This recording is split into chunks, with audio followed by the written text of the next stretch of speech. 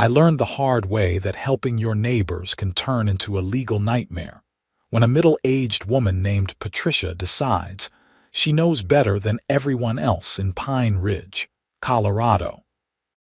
My name is Vincent Forrester, and for the past 15 years, I've been running a small snow removal business in the mountains just outside Boulder. Nothing fancy, just me, my trusty plow truck, and a handful of residential clients who appreciate cleared driveways when winter dumps 3 feet of powder overnight. I bought my property on Meadowbrook Lane back in 2011, a nice 2-acre spread with a detached garage perfect for storing equipment. The neighborhood was quiet then, mostly older folks who'd lived there since the 70s, and everyone looked out for each other. The HOA existed, sure, but it was barely functional. Old Mr. Henderson ran it from his kitchen table, collecting the minimal yearly dues and organizing the occasional potluck. Nobody cared about fence heights or mailbox colors. We were mountain people, practical folks who understood that surviving Colorado winters meant bending rules and helping neighbors. That all changed 3 years ago when Mr. Henderson passed away, and Patricia Whitmore moved into the massive house at the top of the hill. Patricia was 52, recently divorced with a settlement that could have bought half the neighborhood, and she had opinions about everything. Within 6 months, she'd gotten herself elected HOA president by promising to elevate property values and establish standards befitting a premier mountain community. Most people didn't even show up to vote.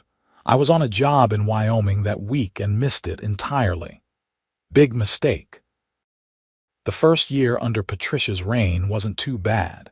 She implemented some cosmetic rules about holiday decorations and lawn maintenance. Annoying, but harmless.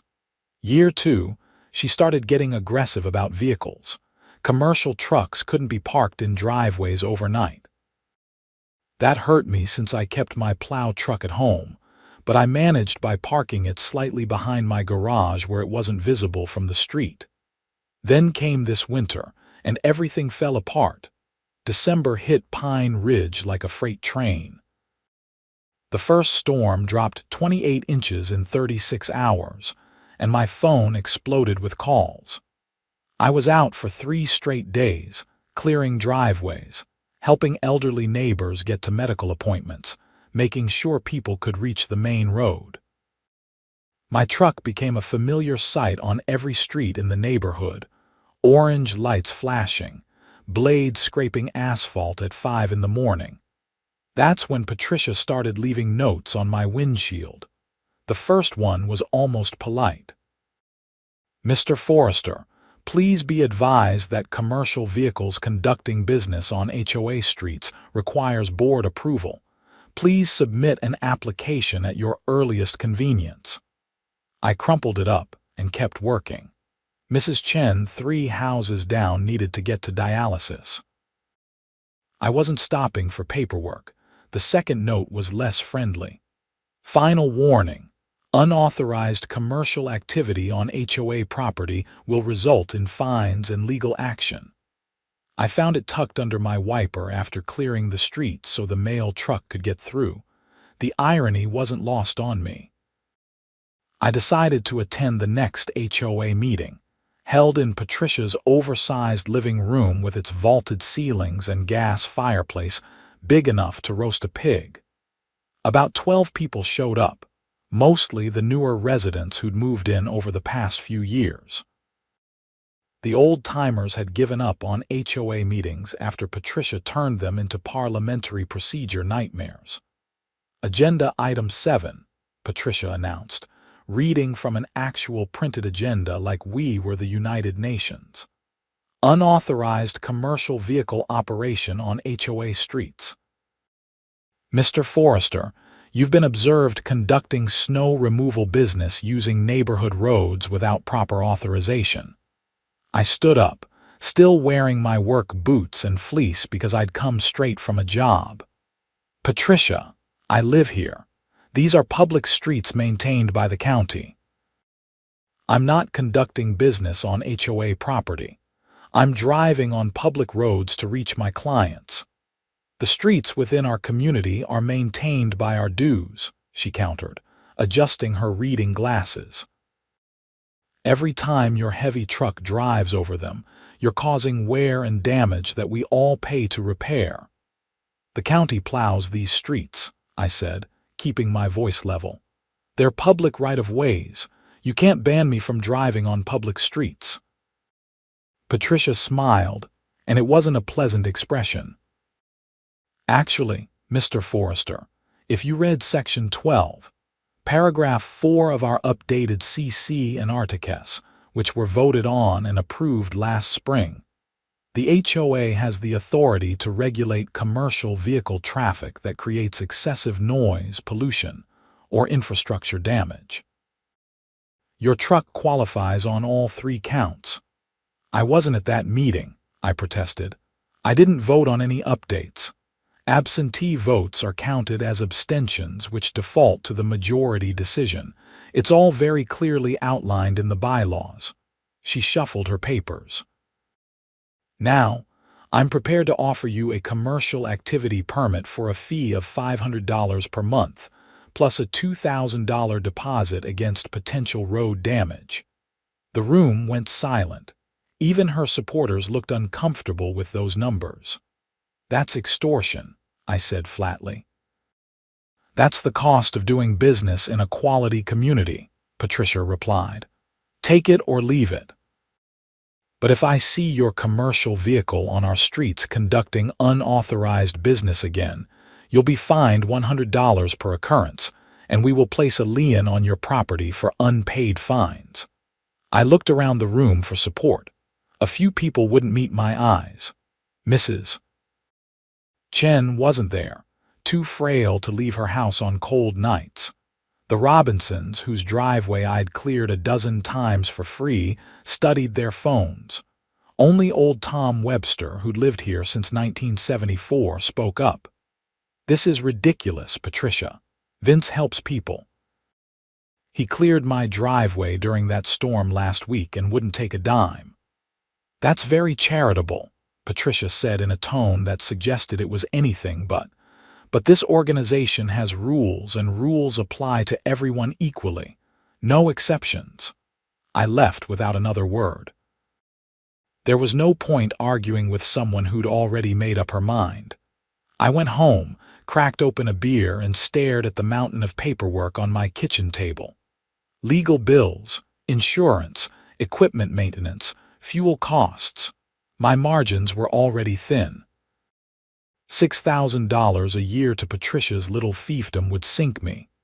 The next morning I got up at 4:30 like always. Fresh snow had fallen overnight, another 8 inches, and my schedule was packed. I fired up the truck, let it warm up, and headed toward Mrs. Chen's house. Her driveway was on Meadowbrook, right in the heart of the HOA territory. I was halfway there when I saw Patricia's Mercedes parked sideways across the street, hazard lights blinking. She was standing in the road wearing a puffy white jacket and holding her phone up like she was filming. I stopped the truck and rolled down my window. You're blocking the road, Patricia. And you're operating a commercial vehicle in violation of HOA regulations, she called back. I'm documenting this for our records. You're being fined $100. If you proceed to conduct business, that's another $100 fine. Mrs. Chen needs her driveway cleared. She has a medical appointment. Mrs. Chen can hire a different service, one that follows the rules. Patricia was practically glowing with self-righteousness. Or she can fill out a hardship exemption form, which the board will review at our next quarterly meeting in March. It's January, I said. Yes, it is. She didn't blink. I sat there idling for a full minute, hands gripping the steering wheel. Every instinct told me to just push past her, do my job, help my neighbor. But I'd seen HOA horror stories. People who lost their homes over unpaid fines and legal fees. Patricia had money for lawyers. I had a truck payment and a mortgage. I put the truck in reverse and went home. The phone calls started around 8. Mrs. Chen, worried and apologetic. The Robinsons, suddenly needing help now that the storm had worsened. 3 other clients on Meadowbrook and Pine Ridge Court. I had to tell each one the same thing. I couldn't work in the HOA area anymore. They could meet me at the end of the main road, outside HOA boundaries, and I'd clear their driveways from there, but I couldn't drive my commercial truck through the neighborhood. Most people were understanding, if frustrated. A few got angry, as if it was my fault. Mrs. Chen cried, which broke my heart. I offered to shovel her driveway by hand, but she said no, she didn't want me getting in trouble. By the end of the week, I'd lost 6 regular clients. Word spread fast in a small community. Vince can't work in Pine Ridge anymore. Some people thought I'd lost my license. Others heard I'd been arrested. Patricia's version, shared at her book club and yoga class, was that I'd been operating illegally, and the HOA had heroically shut me down to protect the community. I focused on clients outside the HOA and tried not to think about my neighbors struggling with snow-blocked driveways and icy walkways. It wasn't my problem anymore. Patricia had made that clear. Then came the second week of January, and the storm everyone had been dreading. The National Weather Service issued warnings 3 days in advance. A massive system moving down from Canada, expected to dump anywhere from 3 to 5 feet of snow across the Colorado Rockies over a 48-hour period. Temperatures would drop below zero. Winds would create drifts 10 feet high. Local officials were advising people to stock up on supplies and stay home. I spent 2 days prepping equipment, checking the blade, changing oil, making sure I had spare belts and filters. My clients outside the HOA were paying premium rates for guaranteed service. I'd be working around the clock, but the money would be good. The storm hit on a Tuesday night. By Wednesday morning, Pine Ridge was buried. My own driveway had 3 feet of snow, and it took me an hour to clear enough space to get the truck out. The main roads were a mess. County plows were running, but they couldn't keep up. Side streets were impassable, including Meadowbrook Lane and all the residential streets in the HOA. I worked 18 hours straight Wednesday, clearing driveways in the county areas and the unincorporated properties outside Pine Ridge. I made good money, but I was exhausted. When I finally got home around midnight, I could barely see my house. Snow had drifted against my garage door and my front walk was completely buried. Thursday morning, my phone rang at 6. Unknown number. I almost didn't answer. "Is this Vincent Forrester?" A woman's voice, clipped and professional. "Yeah, who's this?" "This is Susan Montgomery with Mountain View School District. I'm calling about the bus routes in Pine Ridge. Our driver can't access Meadowbrook Lane or any of the interior streets. The snow hasn't been cleared. We have 18 children who need pickup for school today." I rubbed my eyes, still half asleep. "You should call the county. They handle the main roads." The county only plows the primary routes. Meadowbrook Lane and the interior streets are private roads maintained by the HOA. We have a contract with them to ensure bus access. But our driver says the roads are completely blocked. Some areas have 5-foot drifts. "I don't work for the HOA," I said carefully. There was a pause. "Our records show you've cleared those streets before. In fact, we have you listed as the primary contractor for snow removal in that area." That was before. The HOA banned my truck from their streets. "You'll need to call Patricia Whitmore. She's the HOA president." Another pause, longer this time. "We've been calling Miss Whitmore since 5 this morning. She's not answering." I almost laughed. Of course she wasn't. "Not my problem anymore. Sorry." I hung up. The phone rang again 10 minutes later, the superintendent this time sounding stressed. I gave him the same answer.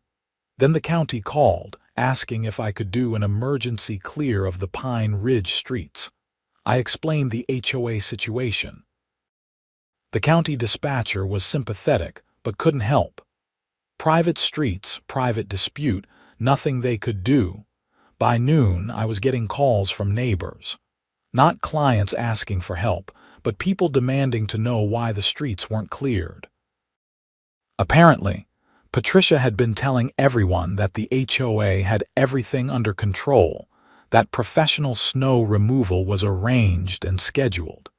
She'd been collecting special assessment fees all winter for snow removal services. Services she'd never actually contracted because she'd driven me out and no other company wanted to deal with her. Tom Webster called around too. "Vince, we've got a real problem here. Nobody can get out. The mail can't get through. Medical services can't reach us. Some folks are running low on medications, and those kids can't get to school.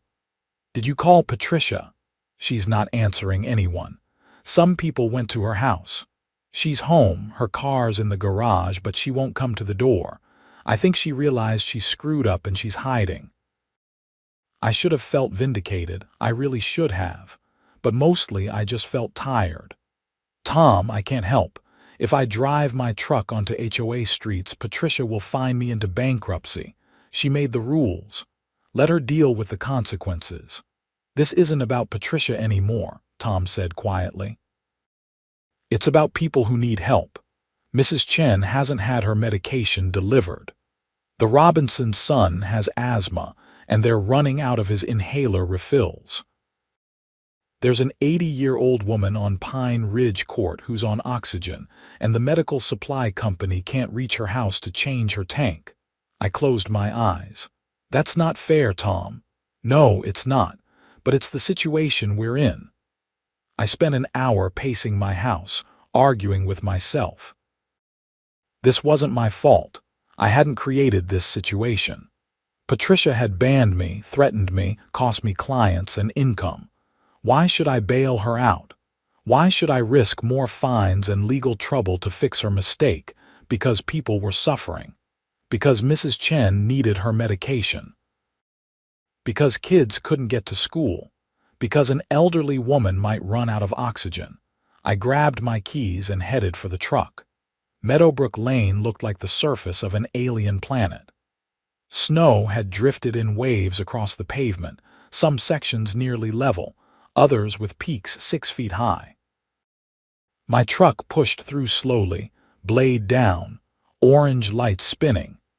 It took 3 passes to clear a path wide enough for the school bus.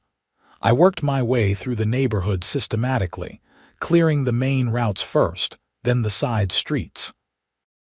People came out of their houses to wave and thank me. A few tried to hand me cash, which I refused. This wasn't about money. I was clearing Pine Ridge Court, almost done, when Patricia's Mercedes appeared behind me. She laid on the horn, long and loud. I ignored her and kept working. The horn continued, angry and persistent. Finally, I finished the pass, pulled over, and got out of the truck. Patricia was out of her car, phone in hand, recording again. "You're in violation of HOA regulations. I have you on video. You're going to be fined for every street you've cleared." "Great," I said. "Send me the bill." "I absolutely will. This is trespassing. This is property damage. This is helping people who you abandoned." I cut her off. "Where's the snow removal service you promised everyone? Where's the professional company you collected assessment fees for?" Her face flushed red. "That's none of your business. You made it my business when you banned me from doing my job. You wanted control. Congratulations, you've got it. Now everyone knows what your control looks like. I'll have you arrested," she sputtered. "For what?" "Plowing snow off public streets. Call the cops. I'll wait." She actually did it. She dialed 911 right there, standing in the middle of the street, and reported that I was trespassing with a commercial vehicle. The dispatcher must have told her it wasn't an emergency because her face got even redder. She hung up and called the non-emergency line instead. A sheriff's deputy showed up 40 minutes later. I'd finished clearing the streets by then and was parked in my own driveway, making notes on my phone about fuel costs and hours worked. The deputy, a young guy named Morrison, looked tired and amused in equal measure. "You Vincent Forrester." "That's me." "Got a complaint from a Patricia Whitmore. Says you're operating a commercial vehicle in violation of HOA rules." "That's accurate," he sighed. "You understand I can't enforce HOA regulations, right? That's civil stuff. You'd have to sue each other or whatever it is HOA people do." "I understand." "She also said you're trespassing, but these are county-maintained roads, so that's not really a thing either." He glanced at his notepad. "Look, between you and me, I've taken 3 calls today about Pine Ridge. Medical access issues, school bus problems, elderly residents in distress." "You the guy who cleared the streets?" "Yeah." "Then unofficially, thanks. Officially, try not to make my job harder by antagonizing angry HOA ladies, okay?" He grinned and walked back to his patrol car. Patricia was waiting by her mailbox, clearly expecting the deputy to arrest me or at least ticket me. When he drove past her with a casual wave, I thought she might actually explode. The school bus made it through that afternoon. The medical supply company delivered Mrs. Chen's medication and changed the oxygen tank on Pine Ridge Court. The mail got delivered. Life returned to something resembling normal, and then the fines started arriving. Patricia sent them via certified mail, which I had to sign for at the post office. $300 for January 15th, 100 per street cleared. Another $300 for the second clearing I'd done the following day when more snow fell. Then a late fee because I hadn't paid within 72 hours. Then a lien notice, informing me that unpaid fines would be attached to my property. I contacted a lawyer, spent $200 I didn't have for a consultation, and learned that HOA law in Colorado is complicated. The HOA did have the right to regulate commercial vehicle use in some circumstances. Whether their specific restrictions were legal would require a court case, which would cost thousands of dollars and take months or years to resolve. In the meantime, the fines would keep accumulating and the lien was valid. I was trapped. February brought more snow and more problems. I stopped clearing the HOA streets even when people begged. I couldn't afford the fines. Patricia had made her point. She'd won. The school bus stopped coming to Pine Ridge. The district decided it was too unreliable.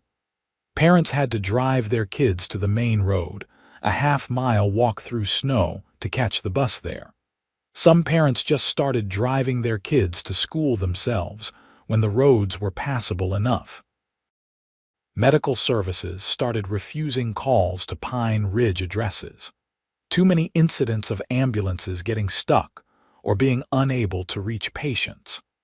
The fire department sent a letter to all residents warning that emergency response times could not be guaranteed during winter weather. Property values started dropping. 2 houses went up for sale in March. Neither one got any offers. The breaking point came in April after a late-season storm dumped 18 inches right before Easter weekend. The neighborhood was a mess again, and Patricia was nowhere to be seen. Turned out she'd gone to Cabo for a week, posting pictures on Facebook of herself drinking margaritas on the beach while her neighbors shoveled their driveways by hand. That's when people started asking questions. Specifically, where did the snow removal assessment fees go? Patricia had collected $60 per household per month all winter, claiming it was for professional snow removal services. With 43 houses in the HOA, that was over $10,000. Tom Webster requested a financial review at the April HOA meeting. Patricia refused, saying the board had already approved all expenditures and there was no need for additional oversight. Tom pushed harder and other residents backed him up. Patricia got defensive, then angry, then she adjourned the meeting early and left. Tom called me that night. "Vince, I think she stole the money. You can't prove that." "Maybe not, but I can make her show the books. HOA law requires financial transparency. She has to provide documentation if members request it formally. I'm organizing a petition." 3 days later, Tom had signatures from 35 households demanding a full financial audit of HOA accounts. Patricia had no choice but to comply. She scheduled a special meeting for April 28th and promised to bring all financial records. She didn't show up. I attended the meeting because Tom asked me to. The crowd was larger than I'd ever seen. At least 40 people crammed into Tom's living room since Patricia wouldn't let them use her house. Everyone was angry. People had lost money, time, and peace of mind over Patricia's dictatorship. Tom called Patricia's house. No answer.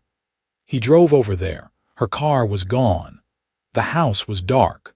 We filed a police report the next day.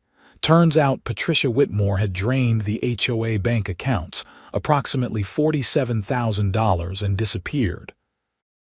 The snow removal fees were just the tip of the iceberg. She'd been inflating expenses and pocketing the difference for 2 years. Fake invoices for landscaping services, phantom legal fees, made-up maintenance contracts. She'd turned the HOA into her personal piggy bank. The sheriff's department opened an investigation. They tracked Patricia to Phoenix, where she'd rented a condo under her maiden name. She was arrested 3 weeks later on charges of theft, embezzlement, and fraud. Because the amount exceeded $20,000, it was a Class 3 felony in Colorado, carrying a potential sentence of 4 to 12 years in prison. I testified at her preliminary hearing in June. The prosecutor asked me to explain how Patricia's actions had affected the community and my business. I laid it all out. The lost clients, the fines, the lien on my property, the emergency situations that had gone unaddressed because she'd banned the one person actually willing to clear the streets. Patricia's lawyer tried to argue that HOA regulations were a civil matter and had no bearing on the criminal charges. The judge wasn't buying it. He noted that Patricia had collected money specifically for snow removal services, failed to provide those services, kept the money, and actively prevented alternatives from being available. That showed intent to defraud, which supported the theft charges. The trial happened in September. I didn't attend most of it, but Tom kept me updated. The prosecution's case was solid. Bank records, fake invoices, testimony from residents who'd paid fees for services never rendered. Patricia's defense was that she'd been planning to hire contractors, but hadn't gotten around to it yet, and the money was still HOA funds, just temporarily in her personal account for safekeeping. The jury deliberated for 4 hours. Guilty on all counts. Sentencing came in October. The judge gave Patricia 6 years in state prison, plus restitution of $47,000 to the HOA, and a permanent ban from serving on any HOA board in Colorado. He noted that she'd held a position of trust and had exploited it for personal gain, causing significant harm to her community. The HOA dissolved after that. Nobody wanted to deal with it anymore. The streets reverted to county maintenance, which meant they weren't plowed as frequently, but at least it was consistent and nobody was stealing money. Property owners were individually responsible for their own driveways and walkways. It was actually better that way, more honest. I got my business back. Most of my old clients returned, apologetic and grateful. Mrs. Chen cried again, happy tears this time when I cleared her driveway that first November snowfall. The Robinsons paid me double my usual rate as an apology for not standing up to Patricia. I told them it was unnecessary, but they insisted. Tom Webster organized a neighborhood barbecue in July after everything settled down. No HOA, no rules, just neighbors appreciating each other. Someone made a joke about electing me HOA president of the dissolved HOA, and everyone laughed. I declined, obviously. The lien on my property was removed as part of the restitution settlement.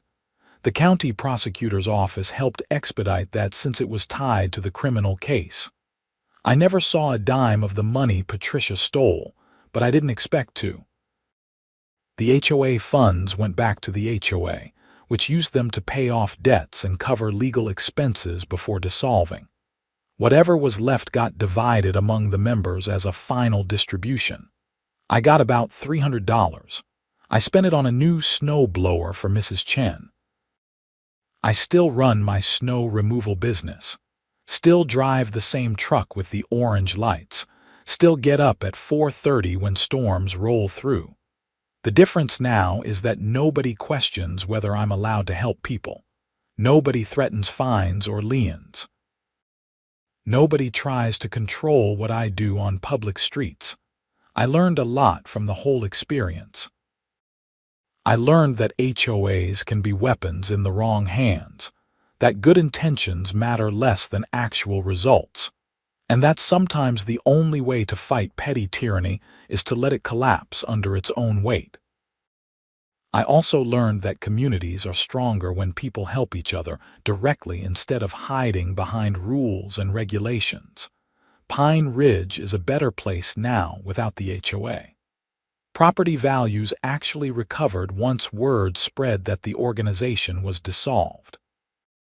People liked knowing they wouldn't have to deal with arbitrary restrictions or risk their homes over the color of their mailbox. The neighborhood became what it should have been all along, a collection of individuals who chose to live near each other and help out when needed, without some self-appointed authority figure extracting fees and demanding compliance. I ran into Patricia once more, actually, about 2 years later. She'd been paroled after serving 4 years, got out early for good behavior. I was getting coffee at a shop in Boulder, and there she was, looking older and harder, hair gone gray, wearing a retail store uniform. She saw me and froze. I could have said something cutting. Could have reminded her of everything she'd put me and everyone else through. But she already looked defeated. Prison had broken whatever self-righteous confidence she'd once carried like armor. "Vince," she said quietly, "I owe you an apology. I owe everyone an apology. I was wrong." "About everything," I nodded. "Yeah, you were. I thought I was making things better, making the neighborhood better, but I was just trying to control everything because my life felt out of control after my divorce." She laughed bitterly. "Turned out I'm not great at control either." "No, you weren't." She looked at me, and for the first time I saw an actual human being instead of a tyrant with a clipboard. "I heard you still plow the streets, that people trust you. I do my job, I help where I can. That's more than I ever did." She picked up her coffee, hands shaking slightly. "I am sorry, Vince, for whatever that's worth now." "It's worth something," I said, because it was. Not enough to erase what she'd done, but enough to acknowledge that people can change or at least recognize their mistakes. She left, and I never saw her again. I heard later she moved to Wyoming, trying to start fresh somewhere people didn't know her story. I hope she found whatever she was looking for, though I doubted it would be easy. As for me, I'm still in Pine Ridge, still clearing driveways and helping neighbors. The winters are hard, but the work is good. I know every street, every driveway, every resident who needs extra help. When storms hit, I'm the first one out and the last one done. Not because I have to be, but because I choose to be. That's the real difference between me and Patricia. She saw the neighborhood as something to control. I see it as something to serve. She wanted power. I want people to be safe and warm and able to get where they need to go. The school bus runs through Pine Ridge every day now, stopping at designated corners to pick up kids who walk from their houses bundled in winter coats and snow boots. The county plows the main roads, and I supplement with the side streets when needed. Medical services respond to calls without hesitation. Mail gets delivered. Life goes on.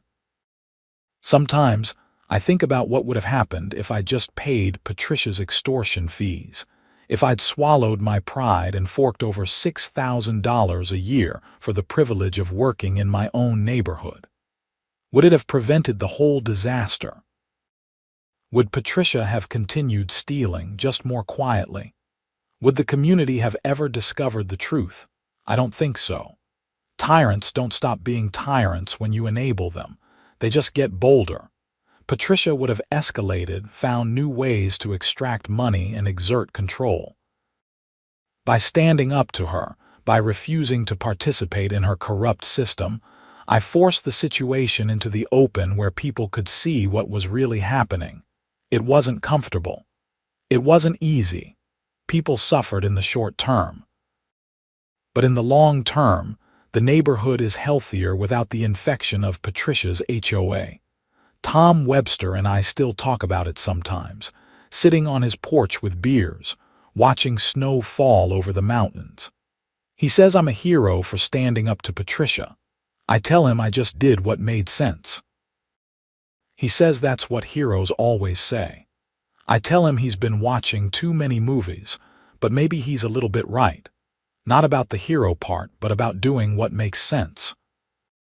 Sometimes the obvious solution is the right one. Help people who need help. Don't steal from your neighbors and don't try to control things that aren't yours to control. Simple rules, obvious rules, but apparently difficult for some people to follow. The young families who moved into the houses that went up for sale during Patricia's reign are good people. They heard about the HOA disaster before buying and were actually relieved it was dissolved. Nobody wants to deal with arbitrary restrictions and power-hungry board members. They want to live their lives, raise their kids, and have neighbors who look out for each other. That's what we have now in Pine Ridge. Not a perfect community, but an honest one. When snow falls, I plow. When someone needs help, we show up. When problems arise, we talk to each other directly instead of filing complaints with some bureaucratic organization. It's funny how it took Patricia's criminality to teach us what we should have known all along. The best communities are built on trust and mutual aid, not rules and regulations. HOAs claim to protect property values and maintain standards, but what they often do is create little fiefdoms where petty people can exercise petty power. I'm not saying all HOAs are bad. I'm sure somewhere there's an HOA run by reasonable people who actually serve their community's interests. But I haven't seen one. And after everything that happened with Patricia, I'm deeply skeptical of any organization that claims to know what's best for everyone while demanding money and compliance. My business has grown significantly in the past few years. I bought a second truck and hired 2 part-time employees for the busy winter months. We cover 3 counties now, clearing driveways and parking lots and private roads. Commercial clients, residential clients, even some municipal contracts. I never advertise. It's all word of mouth, people recommending us to friends and neighbors. Someone asked me once why I don't form a company with a flashy name, maybe expand into landscaping or general contracting. I told them I'm happy doing what I do. I'm good at it. I help people. I make enough money to live comfortably and save for retirement. What more do I need? That's another lesson from the Patricia situation. More isn't always better. Patricia wanted more control, more money, more power, and it destroyed her. I want to do good work and sleep well at night. That's enough. Mrs. Chen passed away last spring, peacefully in her sleep at 92. Her daughter called to thank me for taking care of her mother's driveway all those years, said it gave Mrs. Chen independence and dignity in her final years. That meant more to me than any amount of money Patricia could have extorted. The neighborhood held a memorial service for Mrs. Chen in Tom's backyard. 50 people showed up, sharing stories and memories. Someone mentioned how Mrs. Chen had been one of the first to suffer when Patricia banned me from the streets, how she couldn't get her medication delivered. Someone else talked about how I'd offered to shovel her driveway by hand rather than leave her stranded. Tom raised his beer and said, "To Mrs. Chen, and to neighbors who actually give a damn." Everyone drank to that.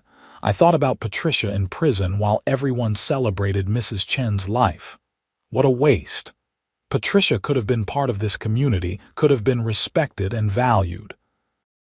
Instead, she chose control over connection, and it cost her everything. The last I heard, she was working at a call center in Cheyenne, living in a studio apartment, struggling to rebuild any kind of life. Part of me feels sorry for her. Most of me doesn't. She made her choices. She hurt people deliberately.